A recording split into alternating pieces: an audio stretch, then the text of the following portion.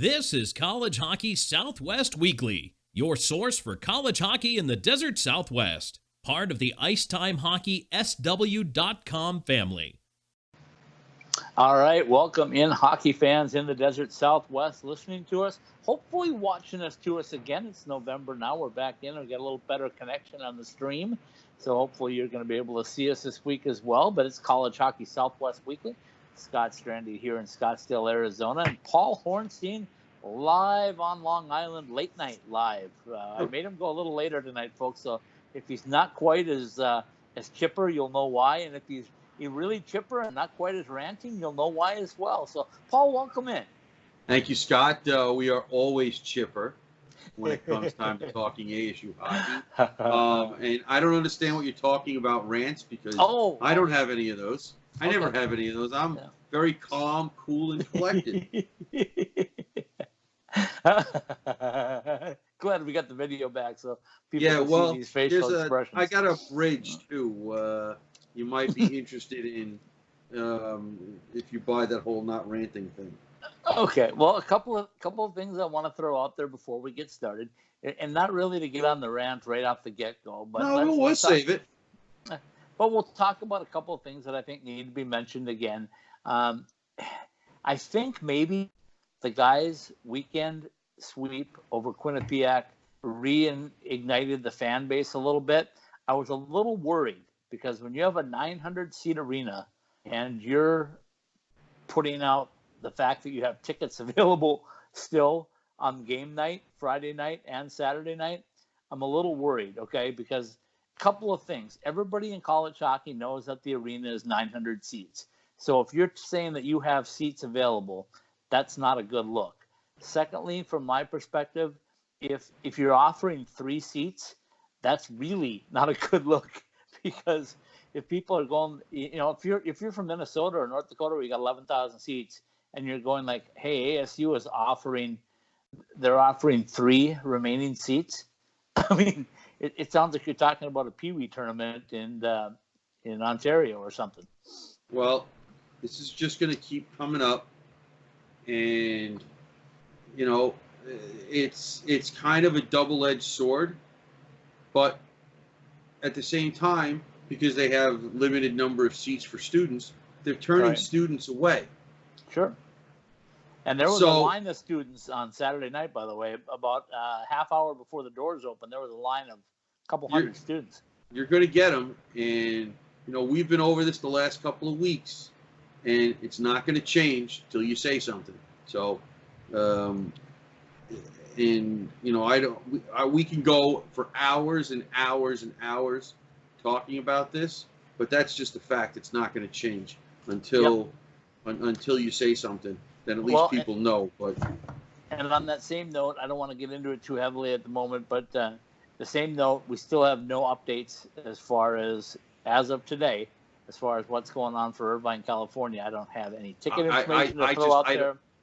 I don't have any of that information, so I just want people out there to know that we're asking the questions, we're doing what we can, but we clearly don't know what's going on. It makes no sense. No. I don't know. I'm not there to ask the questions personally. I just know from the outsider's perspective what's going to happen. And what's going to happen if somebody doesn't take charge of this is that ASU is going to be the school that looks bad. No one's going to blame Harvard, even though it's their home games. Yep. And they set this up. No one's going to blame Harvard. And Harvard's going to go, not me. I had nothing to do with this. Right. Okay? So that's all I'm saying. And we could get into this every week too. If we're not going to turn people off by doing this. But it's just good. Like I said, it's going to be ASU's the one that's going to look bad. And they're trying, at least theoretically, to convince other schools in the conference to add the sport. It's not going to work this way. No. Well, a couple things we'll end on this little part of it. We'll say that Coach Powers did once again reiterate the fact that he's looking forward to. I asked him point blank about the fan support this weekend, and he was very happy with it. and he said, I can't wait till they have the opportunity to play in the building, the new building, and the fans are able to come out and watch them play in the new building. So he's still holding the line on that. Right or Wouldn't wrong, expect whatever. anything else. No, you wouldn't. But I mean, I'm just saying that he's still saying it. So, okay, let's move on to what happened on the ice. All right. Quinnipiac came to town. I thought Quinnipiac gave out a furious final 5 minutes in the opening game where they were pulling their goalie with just under 5 minutes to go and playing sometimes 6-on-3, sometimes 5-on-3. They were doing everything they could, and credit to ASU. They held on, and they found a way to block some shots and to keep the puck out of the net and get that win Friday night. I thought that Quinnipiac was going to come back Saturday, and I told everybody in the press box, I said, watch your first 5 minutes because they're going to come out like they finished Friday night. Boy, I could not have been more wrong. They were just emotionless. They were just going simply through the motions of the game and not playing with any heart. Well, let's put it this way. At least I got to see the first 5 minutes of Saturday night's game. Okay? We're not going to talk about the first 5 minutes of Friday night's game where Quinnipiac came out, theoretically. I don't know this because I didn't see it, Mr. Reader, who had a month to figure this out. Quinnipiac came out really strong in the first period on Friday night. Got maybe 7 or 8 of the first 10 shots in the game. And, ASU managed to withhold or hold off Quinnipiac in that first period of the first game. They got themselves a goal. It was I believe it was Lemieux, or actually it was Genuine to Lemieux for that first goal on Friday night. I did get to see some video of it afterwards, and ASU took an early lead. But really, I think that game came down to that 5-minute major penalty that Demetrius Kumanzis got called for at the end of the first period. And did you see that? Oh no, I didn't get to see that either.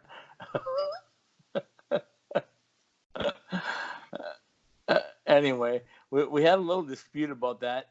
Coach thought it could have gone the other way, but then when he looked at it closer, he told us in the press conference that the reason it was called a major was because Demetrius definitely had his hand on his back from about the circle, and had he let that hand go, and really what brought the kid down was not the force of the hit, but their legs got tangled up. That happens. And that might have not been the penalty, but because his hands were still on the back, that's why they called it a 5-minute major, and that was the explanation that Coach Powers gave us. So, here's the thing, Paul. It was a 5-minute major, and they lost Demetrius Komenzies, but to me, that was a turning point of the entire weekend, and maybe for the entire season. Easy, big boy, easy. Entire season, we're only a few weeks in. I know, but listen to my point. But it was definitely a turning point in the game. They killed off the penalty. They got a big goal after the penalty from Jacob Wilson, and that was one of a couple of goals he got this weekend. Who, by the way, was very good all the way around. Yeah, so good that he got put on the point on the second power play.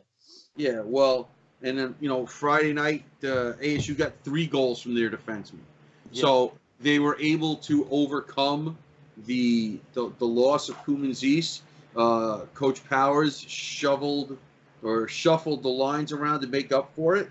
Put PJ Marrocco up with James Sanchez and Johnny Walker, and actually took Connor Stewart and moved him up to a forward, put him on that fourth line with Steen Pasnick and Dominic Garcia. And I thought Stewart played pretty well in that game. And I said that too in the press box. Everybody was trying to speculate who was going to move up. I said, it's going to be the extra defenseman, Connor Stewart. They're going to move him up. because he has played a lot of forward growing up, and as Power said, he's actually spent more time at forward in his pre-college days than he has at defense. So he had no reservations at all about moving him up there. But here's my point on Demetrius going out. The change that was made by Demetrius going out was he moved PJ, as you mentioned, up to that first line. And PJ gave that first line what they needed. That they needed a guy that could fly, get into the corners, and create some havoc and give those guys a little extra room. And it worked. I mean, Yeah, PJ is our Pitchfork profile this week, and he'll mention that too when we talk to him a little bit here. But so I think what happened was that was a plus. And then Saturday night, they kept that same line combination, but they put Demetrius in the middle, centering the second line. And Coach Powers agrees that maybe that's Demetrius' spot. Maybe he should stay in the middle and let him. So I'm guessing that in Alaska this weekend, you're going to see that same line combination. You probably will. Coaches don't necessarily like to make changes when you're playing. I know well. He doesn't in goal. Well, he hasn't done it yet, and we'll get to that story in a little bit. But Friday night, I thought was good for ASU in a bunch of different ways. First of all, Logan Genuine got 2 goals on Friday, and you may not have seen it as Friday night went on, but I think that definitely had a major effect on how he played on Saturday night. He played much more confident. You saw him actually calling for the puck in the offensive zone, which is something you hadn't seen yet.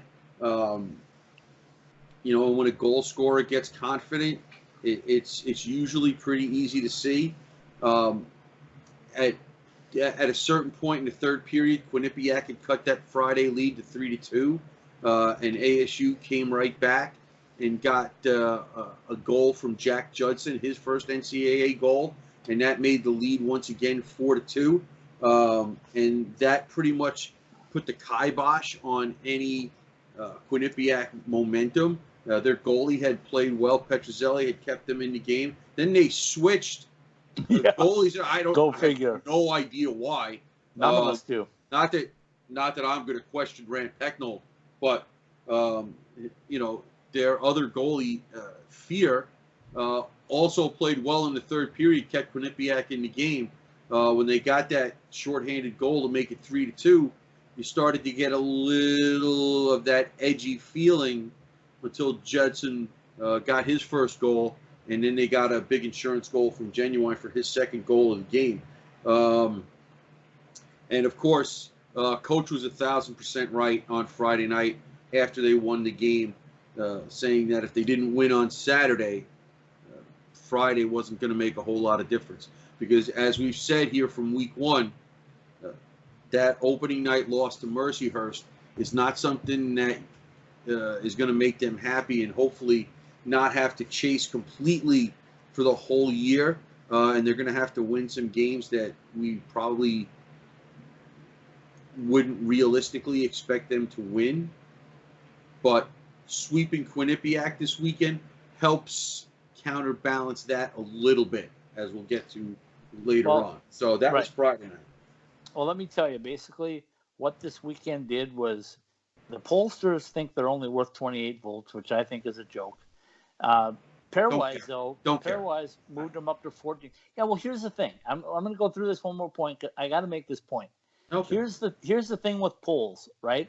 I don't care. You don't care. Nobody cares except the rest of NCAA hockey. And here's why. Because ASU has a reputation now of being a big physical, quote-unquote, dirty hockey team. And it doesn't matter, really, if the other teams think that. It doesn't matter if the other coaches think that. It doesn't matter if the other fans think that. But you know who else thinks that? The officials. And they don't get any calls anywhere, including in their own building, because every time an ASU player gets close to anything that's a penalty, there was a cross-check, and it should have been a boarding, and it should have been a check from behind, not a cross-check, that was called Friday or Saturday, I can't remember which night, against Quinnipiac, and it was a clear boarding, checking behind, whatever you want to call. They gave it a minor penalty. It was the exact same hit that they gave Demetrius Komanzis a 5 and a game. So that's what I'm telling you. Well, the problem with it is that their image right now, you talk about their image without the arena, their image on the ice right now stinks. Yeah, It's but awful. the polls aren't going to change that. The polls aren't going to change. No, they're not, because they had the polls where they were in the top 20 last year, and that didn't change anything. No, but but the respect when they went into Minnesota, ranked where they were last year at the end of the season, they came in as a team.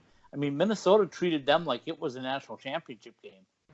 That's the best Minnesota had played all season long, because they respected what they saw coming in, and they wanted to prove that they were better than the number 12 team or whatever ASU was at the time. I don't recall, but so anyway, it's an image thing. We're talking. You know what helps that image? Winning. Winning. See, so if you get. But here's the problem: if you continually are playing at a disadvantage with major penalties, like you did in Mankato, like you did in Air Force, like you did against Quinnipiac, if you have 5-minute majors and game misconducts where you're losing Demetrius Komanzis and you're losing Steen Pasechnik, and you're losing Jacob Wilson, you're losing guys like that, you eventually it's going to catch up to you and you're going to lose a game. I understand that.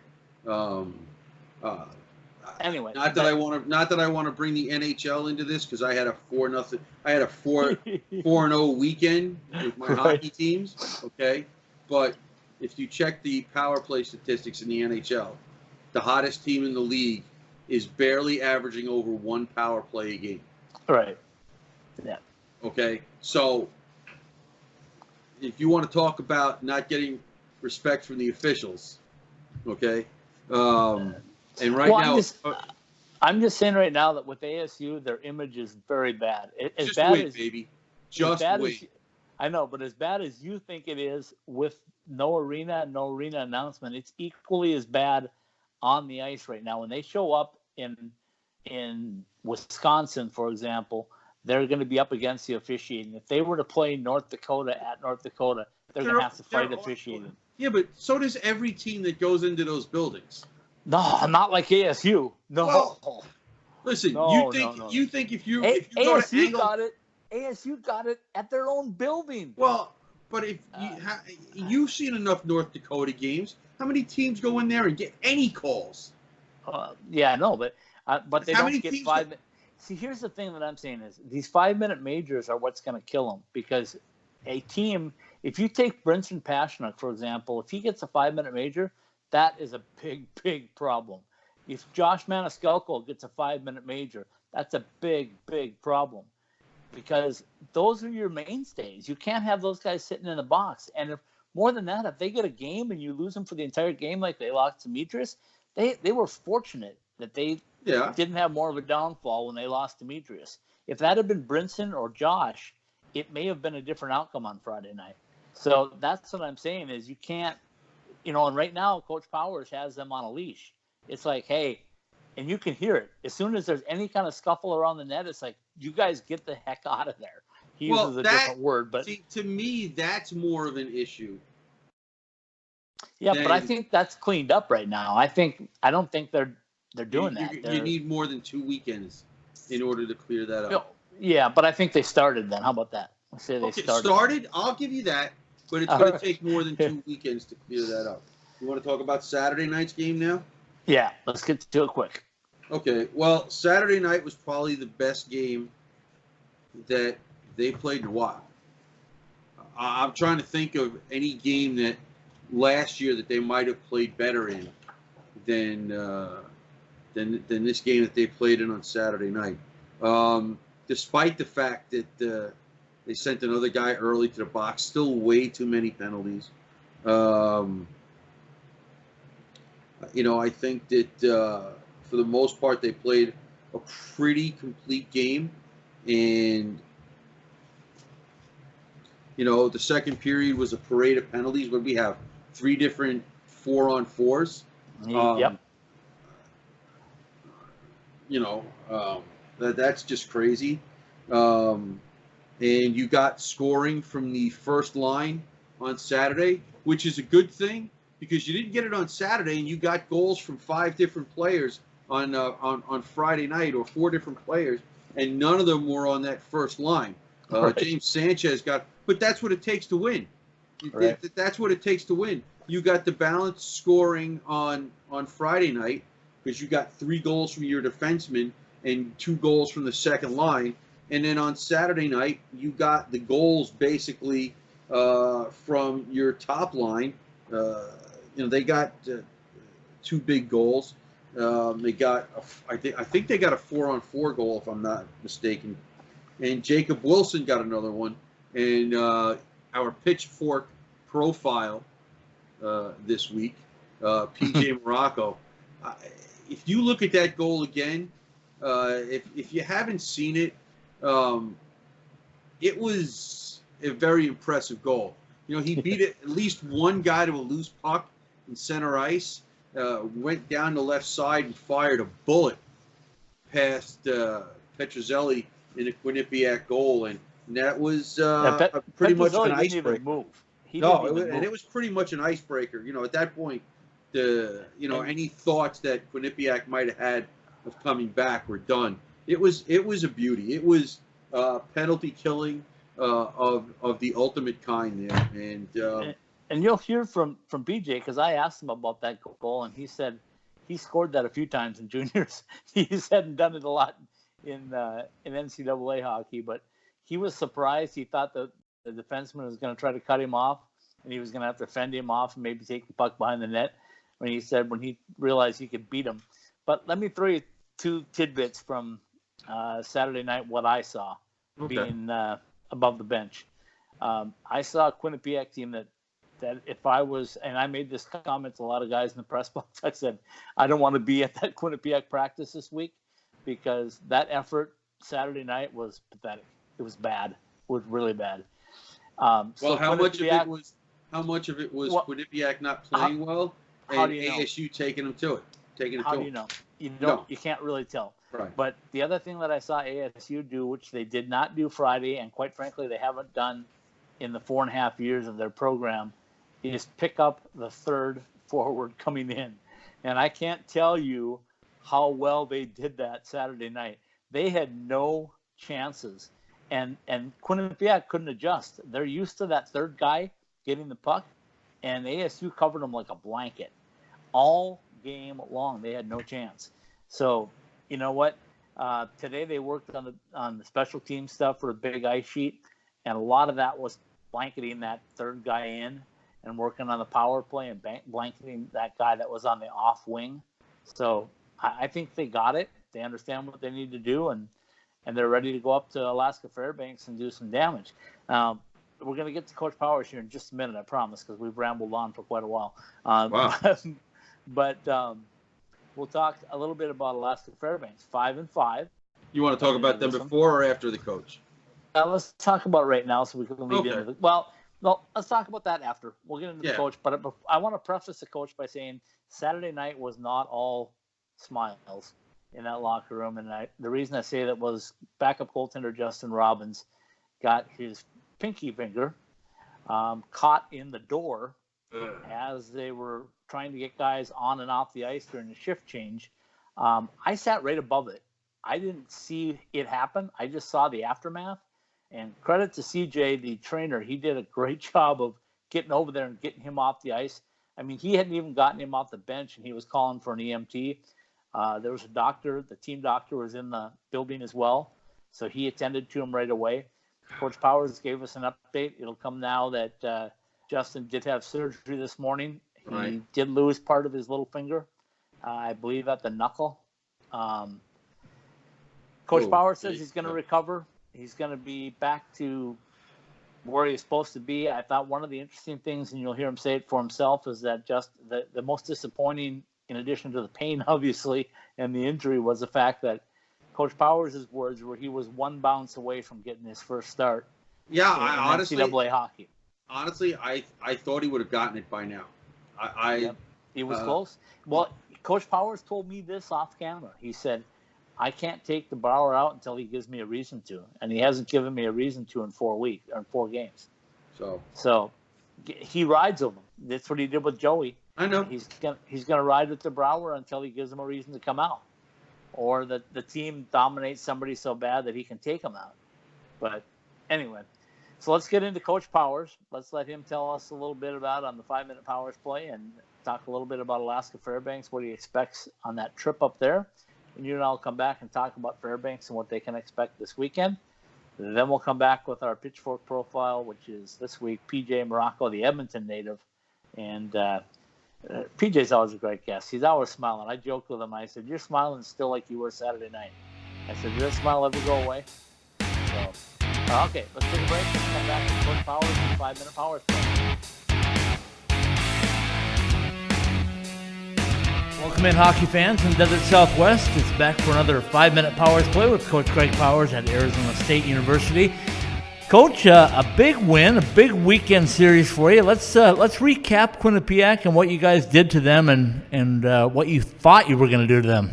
You know, I mean, I don't know. We had hoped, obviously, that the results would be the results, but our guys just executed. We played to our potential. We executed how we want to play. We want to be a tough to play against. Puck moving team where our D are joining the rush and they're active and 5-man offense, a fun team to watch essentially. And I think we were a really fun team to watch this weekend. Friday was good, Saturday was even better, and now we have to continue to execute at this level. And if we do, we're going to continue to win a lot of games. You know, I noticed on Friday night it looked like the third forward in was causing you a few problems, and then all of a sudden Saturday night you eliminated that completely, and you gave them virtually no good scoring chances. Yeah, I mean we defended really well Saturday, but I think more than anything we controlled possession. Right. So they didn't have the puck a ton on Saturday, and if they don't have the puck, they can't do anything with it. So we were good at possessing the puck and keeping it and making the right plays and knowing when not to force things. I thought our general puck movement and transition was really good all weekend. And again, we were adamant about our D joining rushes and getting involved offensively and running 5-man cycles, and we did that, and some D scored some really nice goals for us, and it was a good weekend. Speaking of defensive scoring, talk to us a little bit about Jacob Wilson and how much he's meant to your program when he came back. Well, he's a great player. He's a great kid. He's a leader. That's why he's a captain. He just does everything. He's a true two-way kid. We got him on a second power play right now because he's just confident and buzzing, and his leadership is really valuable on that young unit. And he's our glue. He's our glue to our team. He's our vocal leader on the bench. He's our vocal leader in the room. And not having him in the tournament last year was a big loss. Okay, so we talk about defensive core, but we also got some offensive prowess that was really sneaking up, I think, on people again. PJ Marrocco showed his speed and his determination, and you were forced to make a change when you lost Demetrius early on Friday night, but what did PJ bring to that top line? Well, the nice thing about PJ is that he's a rare breed today where he can play up and down the lineup. You can put him on the fourth line, he'll be effective, third line effective, and then we can throw him up there on the first line. And he did it for 5 periods, and he had 2 assists and a goal. Because the kid can score, like he can flat out score, and so he's a really valuable asset. You can throw him on a power play, and he can be effective, and he's doing really well on a kill. Had a great shorthanded goal, so he's a kid that everything is his success as a hockey player is predicated in his legs. When he's got his legs going and he's flying up and down the ice like he was this weekend, he's a really, really good player for us, and he can't be denied ice time. When he's not moving his legs, he's a smaller kid, and he can tend to get swallowed up, and that's where he ran into some trouble as a young player in his first year and a half, but he's figured it out. He's in better shape than he's ever been in. His speed and his strength are better than they've ever been, and he put that on display this weekend. Okay, the trip now is up to Alaska. Alaska Fairbanks coming in at 5-5 this season, early, but they played some really quality opponents and played very well against some quality opponents. So, What do you expect out of them? They're good. They're big. They're fast. They're hard to play against. And they're balanced. They have, they use depth, and they're a really good team. They beat Penn State at Penn State. They swept Michigan Tech on the road. They just beat Saturday night a really good Bemidji State team. So this isn't the team that we saw last year when we had them on Oceanside. They're a better team. They're having more of a veteran presence. Eric Larkin's done a great job up there. And he's kind of put his stamp and built the culture there the way he's wanted to build it, and they're going to be really good this weekend. So our guys are going to have to be ready. You've played on the big ice sheet several times now. Is there more of an adjustment now, or is it something that you guys just fill in with? Yeah, I mean, there's a little bit of adjustment, but historically we've been better on it than not. I mean, we weren't good at Minnesota, and we don't even need to get into that. But we've played at UMass, UNH. We played up in Alaska and Anchorage on an Olympic sheet and won, and we won some games on Olympic sheets. So I think our guys enjoy the extra time and space. There's some things defensively that we've made them aware of, and on the kill we went over some stuff today and some adjustments that need to be made. But we're not too concerned about it. We're going to enjoy the extra time and space to make plays.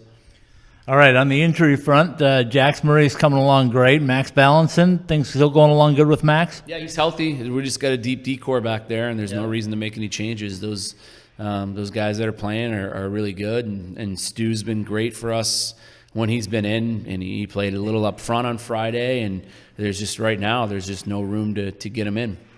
All right, and then, of course, the one unfortunate incident was the loss of Justin Robbins on the bench, of all places. But have you ever seen anything like that happen? No, I've never seen anything like that happen. It was a freak accident. We feel terrible for Justin. He went through surgery yesterday. He's going to be out for a while.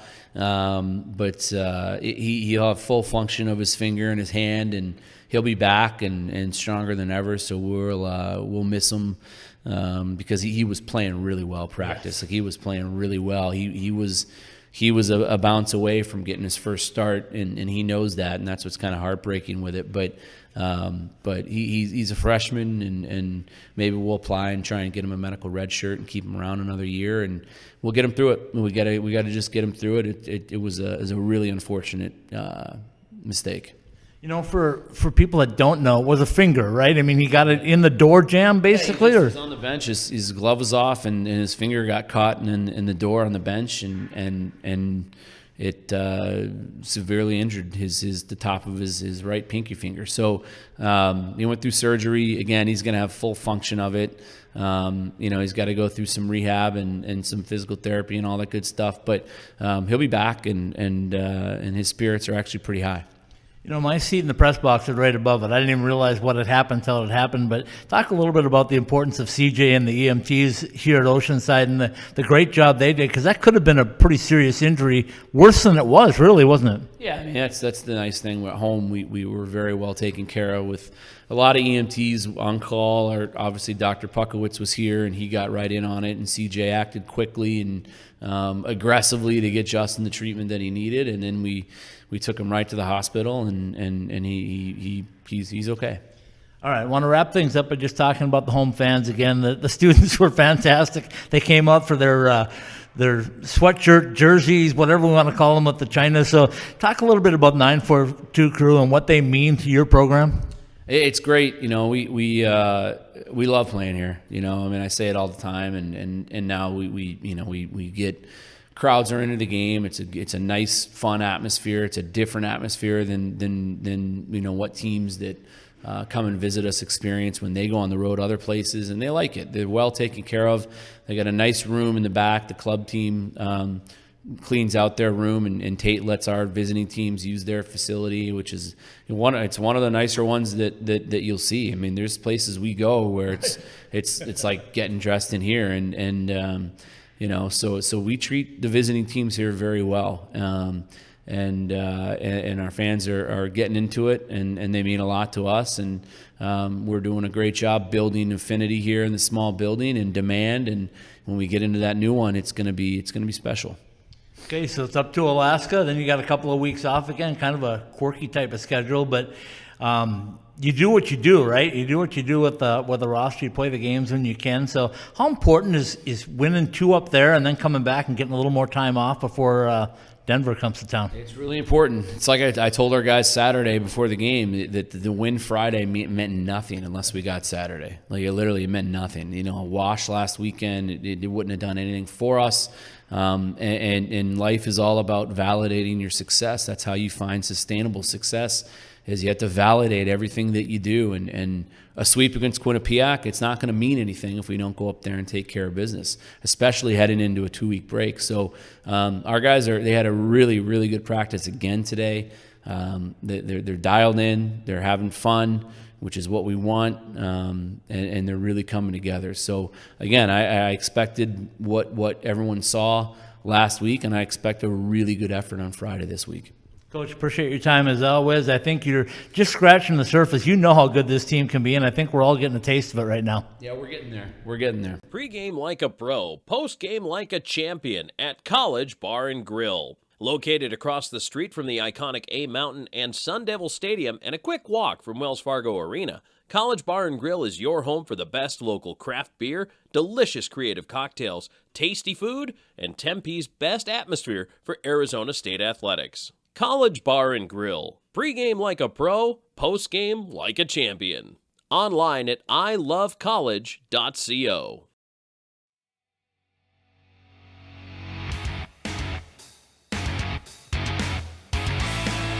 All right, Paul Hornstein, you heard the coach. We went about 10 minutes today. We did 2 major penalties. For good power. 10 minutes. Your thoughts on Coach Powers and the 5-minute power play? Well, let's say this. The coach is 1,000% right. Friday's game didn't mean anything if they didn't win on Saturday. And the sweep this past weekend doesn't mean anything if they don't take care of business next weekend at Alaska. And, a lot of times when the coach will talk about other teams, every team's a good team. No team is a bad team. Coach is not going to put the bulletin board material up. ASU is 3-0 lifetime against Alaska, including an October 10th of 2015 victory for the first win in school history. A couple of years later, they beat them twice in Tempe. No. Here comes your bulletin board material now. Now you gave them something to go after at. The first win came. You think they don't know this? You think they don't know this? Okay, go ahead. But this team has played more solid than they were expected to at the beginning of the year. I don't think you would have found anybody to say that they would be 5-5 after their first 10 games of the season, including sweeping Michigan Tech at Michigan Tech, Right.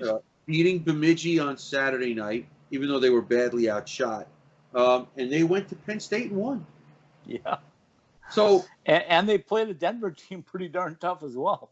okay, so this is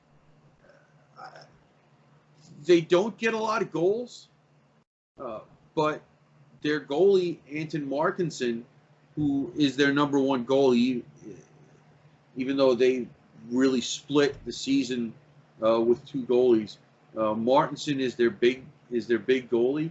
He's got a .933 save percentage, a 2.15 goals against average. So this guy can play, and he basically put a brick wall up against Bemidji on Saturday night. I was watching that game after the ASU game ended, and those guys were diving all over the place to block shots and block pucks. This is a very, very dangerous team. A team, by the way, that's 16th in the pairwise. Yeah. Okay. I was waiting for that to come on. ASU's 14, and that's the only poll that matters, people. That's the only poll that matters. And Alaska is 16. So, and by the way, did I throw this out? The magic number is now 19. what, one? Okay. One? Go ahead. So this team is not going to go away. They're not going to be intimidated. Max Newton is a junior that leads their forwards, and Tristan Thompson is a senior that leads their defensemen.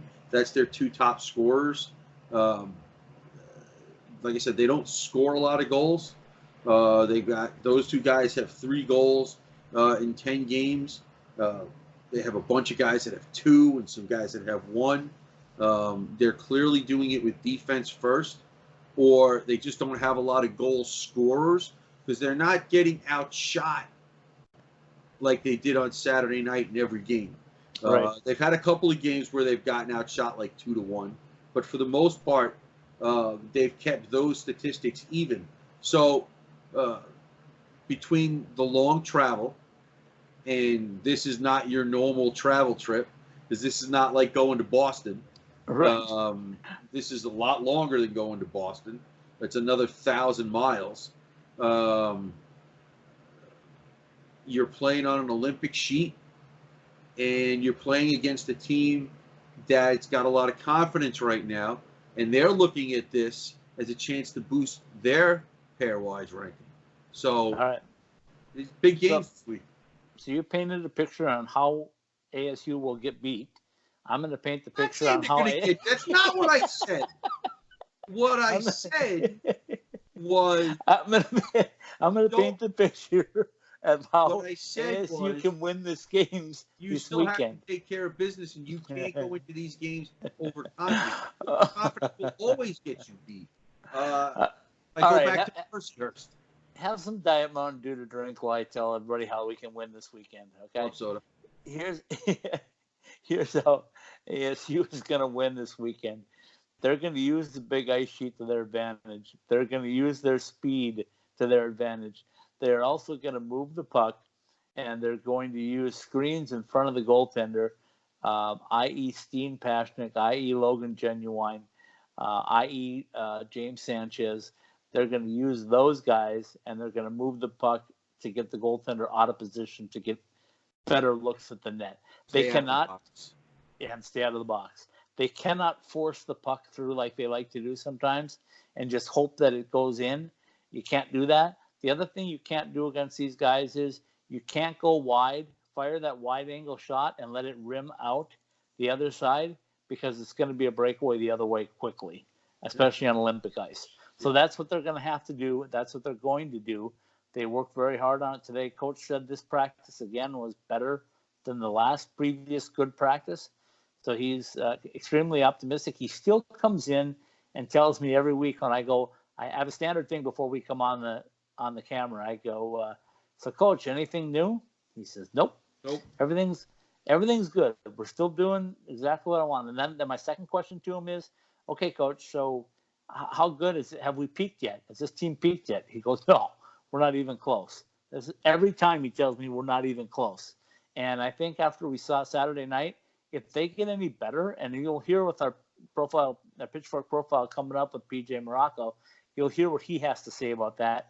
From inside the locker room, he feels like they haven't peaked yet and that they can be really good. So, well, listen, as of right now, that's good they haven't peaked yet, because their schedule is getting harder in places that you didn't really expect before the start of the season. Right now, the number 2 team in the pairwise is Omaha, and you play them just before Harvard, Michigan Tech.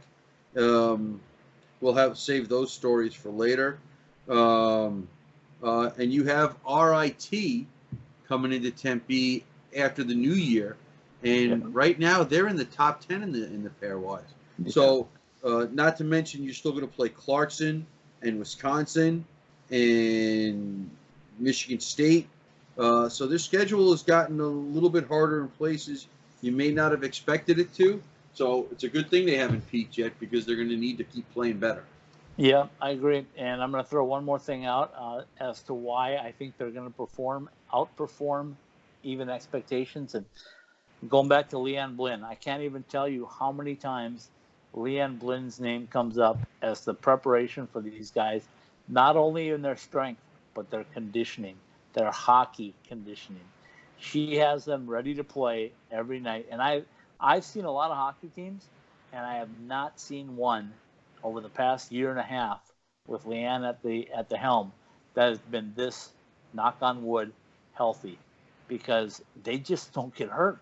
When you're that well conditioned, you can take a lot of things that you normally couldn't take if you weren't that well conditioned. No, we'll knock on wood and knock on a whole bunch of other things. And also, maybe we could stop mentioning her name, because then maybe people will be like, maybe we need to hire her away. Yeah, she ain't leaving. She loves it here. She Good. loves her position here. She loves everything Good. about ASU. Good. She's been Me away too. before. She was here. She's been away. She came back. She told me she was never leaving again. So I believe her. Okay, let's get into the Pitchfork profile with sophomore forward and big-time goal scorer PJ Marrocco. All-around good kid, too. I mean, I actually love talking to PJ. We lost a little bit of the academic side that we were going to talk about today, but that stuff happens when we're doing with technical stuff, I hear.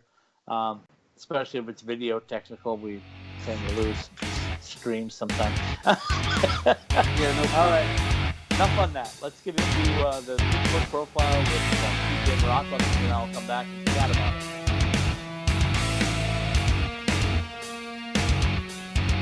Welcome in, hockey fans in the Desert Southwest. It's another Pitchfork profile. So we're here at the Oceanside locker room. We've got the sophomore, PJ Marrocco. He's still wearing the smile that he had last night, or a couple nights ago after he scored that big short-handed goal. PJ, welcome in. Thank you. Thanks for having me. All right. Tell me a little bit about it. You steal the puck, you blow past everybody, you rip a shot, and then you celebrate like, hey, you've done it before. You know what? In junior, I think I've had a lot of goals like that, and I've been playing really well the last 2 games in Air Force. Played good the Friday night, and I felt something coming on. My roommate Jacob Wilson had a great, phenomenal weekend, right. and I was like, you can't top me. I'm gonna score a better one than you. So no, it was a great goal. Brinson made a great play at the blue line, intercepted that pass, and he stepped up on me. I thought I had to chip it by him, and right. just got by him and changed the angle of the shot. Seen Austin Matthews do it a lot, Right. and I rip it away. So. Okay, so you've had a year and a half now of NCAA hockey. Are people forgetting that you're fast? You know what? For NCAA hockey, it's a fast game. If not a lot of people have watched, I just try to keep up. Right. And I think every day being able to skate with guys like Brinson Pashnuk and try to keep up with those guys in conditioning skates, it just makes you that much better. And watch with Leanne and everything she's done, it's improved my skating tremendously. I just talked to your coach a few minutes ago. I asked him about you. He said he feels like you've really gotten into your comfort zone now. You feel comfortable on the ice. You know what you can do. You know that you belong out here. Is that something that's taken a little while, or is it something that you've kind of adapted to and now it's just starting to show? No, definitely. I think you always go through ups and downs. I think last year had a really good freshman year, and then just coming in the summer, competitive team right now, and just trying to find a place. Yeah. And so no, definitely feeling more comfortable now, feeling great, getting a great opportunity to play with 2 tremendous players right now. So just trying to do everything to help those guys and keep going from the great weekend we had last weekend. All right, your coach also told me that you're one of the players and one of the few players he's got on his roster that he feels he can move you up and down the lineup and you'll fit anywhere. You got thrown into a position and we lost Demetrius in the first period of Friday night. You had to move up to that top line with Johnny and James. Tell me what you brought to that line. I think just speed and work ethic. Yeah. Obviously, those are 2 skilled guys, and I definitely believe I have a skilled game where I could play with those guys. But I could also work hard and go to war for those guys in the corners and get the pucks for them and just create open ice for them with my speed, which really helped them. Coach told me last week that he thought that this team has got a lot of improving to do. They can be a lot better. And you look at your record right now, and you're well above 500, and you're playing well. What happens if you guys continue to improve and get better? What's going to happen to this roster? I think it's scary to see how good we're gonna be. You know, with new faces coming in, it's always a transition period. Right.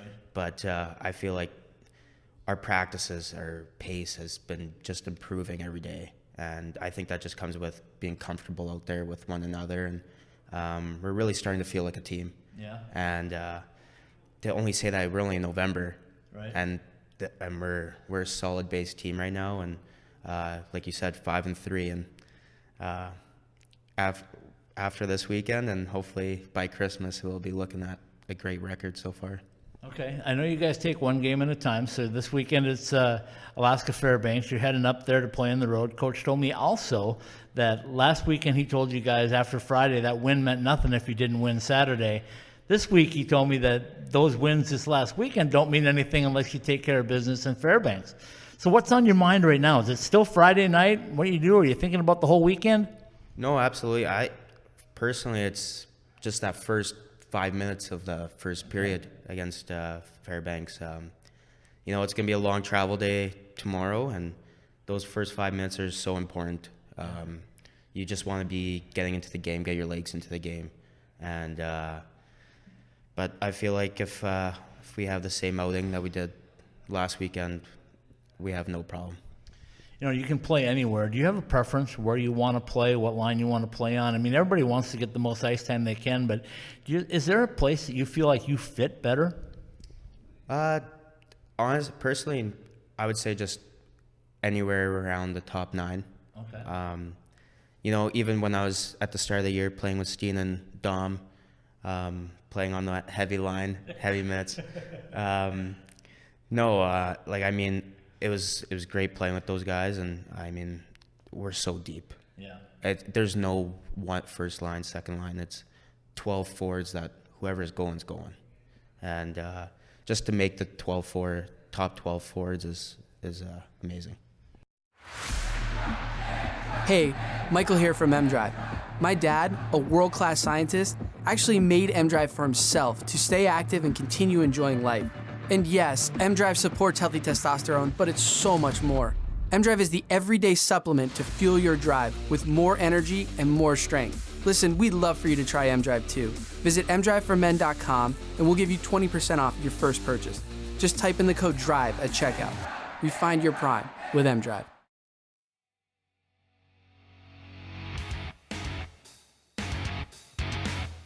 All right, Paul Hornstein, you had a chance to listen to my visit with PJ Marrocco, our Pitchfork profile. I'm having a hard time counting. I must be getting late or something. I wouldn't know. Anyway, PJ Marrocco sat in with us. I bounced around. Who do I want this week? Who should we get? Logan Genuine came to my mind right away because of his success and the way things came. But PJ's performance, stepping into that role Friday night, and then again enhancing that performance Saturday night, he made that like a no-brainer to me. I thought he was a guy we had to have. So give me your thoughts on PJ's comments. Well, listen, he's still smiling from the weekend he had. Like I said, that goal he scored on Saturday night was a thing of beauty on both ends. Both his quick race to the puck, and just going down that left side, and just like I said, I don't think the goalie's moved yet. So it was a great shot, and I know when he scored, it kind of took my breath away. So I can only imagine, what he was feeling like after that. And listen, winning makes you happy. I don't know if you saw the picture that Zach got of PJ going to the bench, but if you think he was happy, he was extremely happy. But it took like 2 or 3 seconds for the rest of the bench to explode in happiness, because I don't think they expected what we all saw. They were still on the bench. He got over to the bench and he's raising his arms, and you can just see it from behind where Zach got the photo. The guys on the bench are looking at him like, "What did you just do?" Yeah, well, and the sad part about that, it was shortly after that Justin Robbins got his finger caught, and again, that's just a really inopportune thing. What may turn out, if you can find something good out of this, Coach Powers alluded to it in the Powers play, was that They are going to apply for a medical red shirt? red shirt Easy for for you to Justin, say. which means that he could be around an extra year. So that could mean really good things, because I think Coach Powers is really high on that kid being a goaltender here for a while. Well, let's hope that it works out. And as long as you brought it up, you know, I'm not the guy here that is into the self-promotion, but and I know very little about photography other than that I can't take pictures. But if you have not checked out the Ice Time SW Instagram account and seen some of the shots that Zach has gotten in the last couple of weeks, you need to see some of these shots. They are outstanding, and he does a tremendous job. I know we always like to make sure we give a shout out to Terry for all the work that she does, but as far as that Instagram account is concerned, Zach just got some great shots over the weekend. Well, and if you don't see him on Instagram and you want to go to Facebook, I do put about 40 pictures up every night, every game night on Facebook as well. So go to the Ice Time Hockey SW Facebook page and you can see all of those shots. He gives me about, I don't know, maybe 60 of his best shots every game, and I can put maybe 40 of them up. And I try to spread them out and put them up at different times just to keep things fresh and lively. But yeah, absolutely. I'll give you a little behind the scenes. I saw him Saturday before the game, and he said, like he normally does, he'll come up and say, "Hey, who do you want? What am I looking for tonight?" And I said, "Hey, another great job Friday night." He goes, "You know what? I didn't know what I had." He said, I didn't think I had anything really good. And I'm going like, "Oh, come on. You always get it." And for those that don't shoot photography, let me give you a little backdrop on what it's like to shoot photography. See, I don't know. I'm horrible at it. Okay. Well, that's I'll tell you, standing still. at the NHL level, there's cutouts in the glass where they put the camera through the cutout in the corners, different places, and they can get clear, crisp shots. Right. Zach has to shoot above, over, or pick out a spot on the glass that's not scratched to get those shots. Yeah. It's not an easy task. Also take into consideration that there are no camera wells places for him, really. He's got to kind of fight with the general public in that building because it's so small. And the shots that he gets they're phenomenal. They really are. They really are. Okay, we beat that up pretty good. We beat him on the back now, so he probably won't be able to even stand straight tomorrow. But sorry about that, Zach. He's also a top-notch designer. Let me throw you that out. You're going to see some banners that he created for us. He's done a wonderful job on that as well, so we'll give him some more credit on that in the future, starting next week with the Pitchfork profile and the 5-minute powers play. So look for those coming up. Let's see. I don't want to end tonight until we talk about a little bit of sadness, but I know that he doesn't take it as sadness. A good friend of ours, Hiroki Wakabayashi, with World Hockey Labs, tender Japanese descent, came over here with Boris Dorozenko, who, if you don't know who Boris is, you should, because he has been the skating instructor for Austin Matthews and Hector Mahul, who's known as the fastest skater in the world, from Mexico and now playing in Europe. Johnny Walker, he's working with Johnny's younger stepbrother. Anybody that wants to learn how to skate and do it properly, Boris Dorozenko's man. He's the one who took Hiroki over here and brought him in as part of his program. Right. Hiroki travels around the world doing goaltending and hockey seminars, and really sad news he got from the doctor. He wasn't feeling well. He's got a rare form of blood cancer. I can't even get the word out as to what it is. It's just terrible. Hiroki's not a big gentleman to start with, so I know he's got a real battle on his hands fighting it. He's determined to fight it. He's determined to beat it. As you can see, my beard is starting to grow out because it's Men's Health Month. No shave for me, and I dedicate every year to a no shave month of November. This year, Hiroki Wakabayashi, our guy. So we're trying to do everything we can. I know he's got a friend that's setting up a GoFundMe account. I'll have more information for that next week. They're also going to play a benefit game between the Desert Youth Hockey Association coaches, the Daha coaches at Oceanside on December 18th against the NHL alumni team. Right. As a fundraiser. We've picked up the ball on it. We're going to be doing some wristbands that will be available very shortly. They're going to say, with any luck at all, in American and Japanese, Hiroki's helping hands. So that's what we're shooting for from that end of it. The other thing we're going to do, and we'll give you more information on that as soon as we've got it all ready, is that I'm looking out to as many NHLers, college teams, anywhere I can to get jerseys to put on eBay. So my goal is 50 jerseys.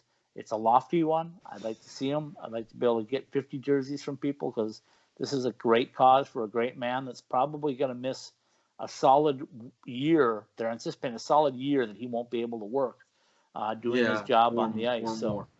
Or more. And that's just if the outcome, is what we expect. So we've all been touched by it. You've been touched by it, Paul, personally, and like I told you today off camera, I said I wish I could have done more at that point. You had no idea, but what you did. So yeah, I have an idea, but it's I don't know what else to say, but keep Hiroki in your prayers and thoughts, and let's go help him out the best we can. Let's bring the hockey family together. Absolutely, 100%. Okay, I don't know how you take off from that point. You don't. But that being said, I know Hiroki wants us to do the show and go on from there. So I will say that the good news is that we're gonna have more hockey, and Hiroki's always going to be a part of it. He's going to be watching, listening, and giving his opinion. If you've ever seen Hiroki's work, you have to see it. He breaks down stats on goaltending like I have never seen in my life. I don't even want to get that. We're not even going to get into that. So I know Hiroki would like the laugh on that because I've had him on a couple of times, and he's always a fun-loving individual. He jokes about his Japanese heritage and misunderstanding and mispronouncing some words. And I always tell him a bad time because I say, if I went to Japan, I'd need you with me because I couldn't communicate anything. So you do a heck of a job here in the U.S. Anyway, so we'll step off from that. We'll wrap things up today by saying the Arizona State Sun Devils are headed to Alaska Fairbanks for a weekend series, which will be late night. I think Paul Hornstein is already getting tuned in, though, for a stream because he's ready to watch every minute of it. I usually do. When do they start? About 11 p.m.? 11 o'clock. 11 o'clock. So the boys are headed up there tomorrow. They've got an early travel day. Get used to that Olympic ice sheet, and then hopefully come back to the sweep. They enter the event at 5-3-0, which is good. We want them to be there. As I threw it out, that the magic number in my book is 19 now. We've gone from 24 to 19, so let's just keep racking up wins. I know you only know one word. It's one. The other thing I also found on my Facebook account today was it was 1 year ago today that I started Johnny for Hobie. So guess what tomorrow brings? The start of Johnny for Hobie 2020. Yes, Mr. Walker, you're listening. Unplug your ears. You know the kid's a candidate. You know that he's going to get it done. Johnny Walker, Johnny for Hobie 2020. Starts now. Let's thank the sponsors. Got to do that and wrap things up because Paul Hornstein's got to get to bed. He's got work in the morning. I try to avoid that. So our thanks to Behind the Mask, as always. Our friends over at College Bar and Grill will be tomorrow night doing a hockey talk again, returning in November. So a lot of ASU stuff tomorrow, Paul. And some exciting news from Brendan Shaw is coming in to talk with us tomorrow live on the show. Really? Nice. And also ASU's ACHA D1 team, which is making noise, national tournament bound right now, headed to Dallas in March. So shout out to Tate Green and the boys for doing a great job over there. Oceanside Ice Arena, who is always behind us, always helping us out with our in-locker room stuff. Yep, very nice of them.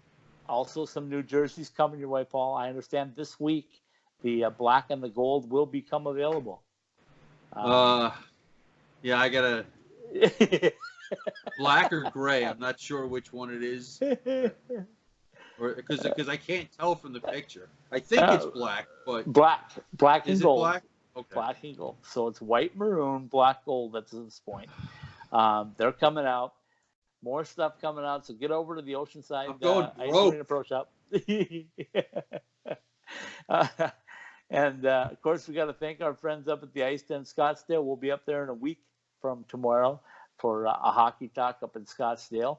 Our other corporate partners with the ACHA D1 team at ASU and the ACHA team at the University of not U of A, U Arizona. U Arizona. That's more like U of A. So anyway, we give a shout out to all of them. I'm missing my friends at M Drive. They did a wonderful job.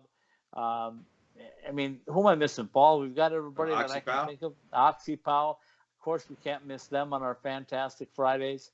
Always there for us. Yeah, so we're rocking and rolling. It's getting late, folks. Appreciate you staying with us for College Hockey Southwest Weekly. Stay tuned for more hockey action. I'll let you know what numbers to put on those jerseys. When you buy them for me. Oh, the magic numbers I'm going to put on there for you. They're going to be interchangeable. Really? You can take one out. That I could go for. I would do that. All right, Paul Hornstein, have a great week. Let's get a couple more Sun Devil wins. Let's come back and talk next week and go 7-3-0. All right. Good night, folks.